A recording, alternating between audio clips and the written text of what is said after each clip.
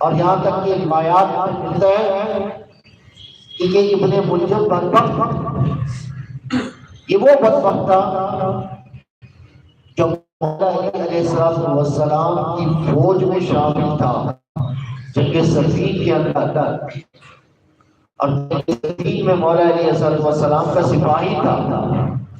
لیکن اللہ تعالیٰ ہمیں معاف فرمائے کہ کس طرح سے توفیق چھن جاتی ہے. اور میرے مولا نے اسے خبر دی تھی کہ تیرے ہاتھ میرے خون سے رنگین ہوں گے. تو اس نے کہا مولا آئے مجھے قتل کر دے. تو مولا نے فرمایا میرے رب نے یہ خبر دی ہے، میرے نبی نے مجھے یہ خبر دی، تو میرا قاتل ہے، میں تیرا قاتل نہیں.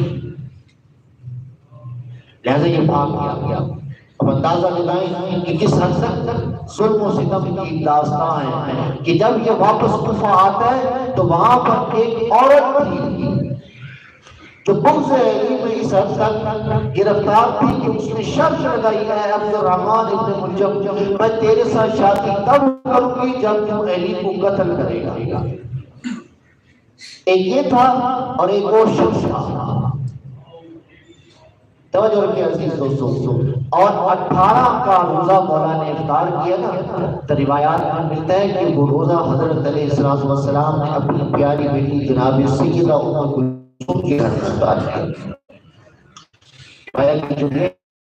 جناب سیدہ نے 3 چیزیں حضرت کے افطار میں سامنے رکھی: نمک، دودھ اور جو کی روٹی. مولا علی علیہ السلام نے سیدہ کی طرف دیکھا اور کہا میری بچی کیا تیرے باپ نے کبھی ایسا کھانا زندگی میں پہلے کبھی کھایا ہے؟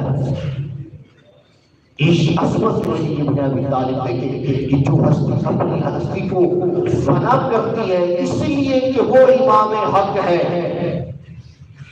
اور فرماتے ہیں شاید حجاز اور یمامہ کے اندر ایسے لوگ ہوں جو ایک وقت کی روٹی بھی نہ کھاتے ہوں، تو وہ علی ابن ابی طالب کو دیکھ کر یہ کہیں کہ یار ہمارا امام بھی تو ہے جو اتنی بڑی حکومت کا حکمران ہے، پھر بھی ایک روٹی کھا لیتا ہے، جو کہ تھوڑا سا دودھ پی لیتا اور زندگی گزار رہا ہے.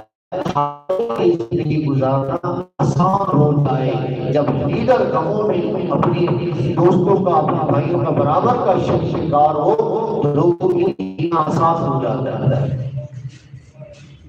تو جو رکھے ہوئے دوست علیہ السلام کے بارے میں ملتا ہے کہ حضرت نے وہ شب اپنی بیٹی کے گھر گزاری اور بار بار آسمان کی طرف دیکھتے تھے اور پھر کہتے تھے کہ یہ وہی رات ہے جس کے بارے میں میرے آقا رسول اللہ نے ہمیں متوجہ کیا تھا.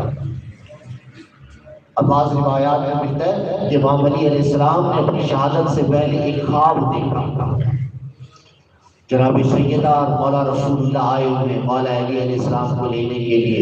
رسول اللہ نے فرمایا اس خواب کے اندر کہ اے علی اس امت کے لیے بد دعا کرو. کیوں بد دعا کرو؟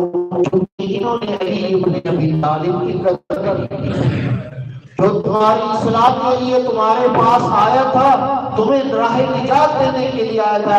اے بدبختوں، اے ظالموں، تم نے اس کے خلاف جنگوں کا ایک محاذ کھڑا کر دیا.